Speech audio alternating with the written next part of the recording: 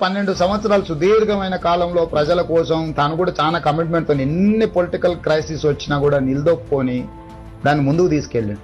ఆయన ఉన్నాడు కాబట్టి ఎవరైనా ఇచ్చిండ్రు, అది అతిశయోక్తి ఏం కాదు, ఒప్పుకోవాల్సింది. అంటే నేను రాజకీయ నాయకుడికి ఒప్పుకోకపోయినా వాస్తవం మాత్రం అదే. సో మాకు ఇష్టం లేకపోవచ్చు, ఒక పార్టీలు ఉండి ఒక పార్టీలో ఇంపార్టెంట్ రోల్ ప్లే చేస్తూ నేను ఆ మాట అనకూడదు. కానీ ఈరోజు తెలంగాణ రాష్ట్రం వచ్చిందంటే చంద్రశేఖరరావు గారి కృషిని ఎవరు కాదనలేదు, నేను కూడా ఇంక్లూడింగ్. అంటే అది ఇక మనం వ్యక్తిగతంగా ద్వేషమో లేకపోతే ఆయన చిన్న చేసి చూడడమో లేకపోతే ఇక మనకు ఆ ఉద్యమం పట్ల అవగాహన లేకపోవడం ఏదైనా అవుతుండొచ్చు. అట్లాంటి వ్యక్తే ఈ రాష్ట్రానికి ముఖ్యమంత్రి అయింది.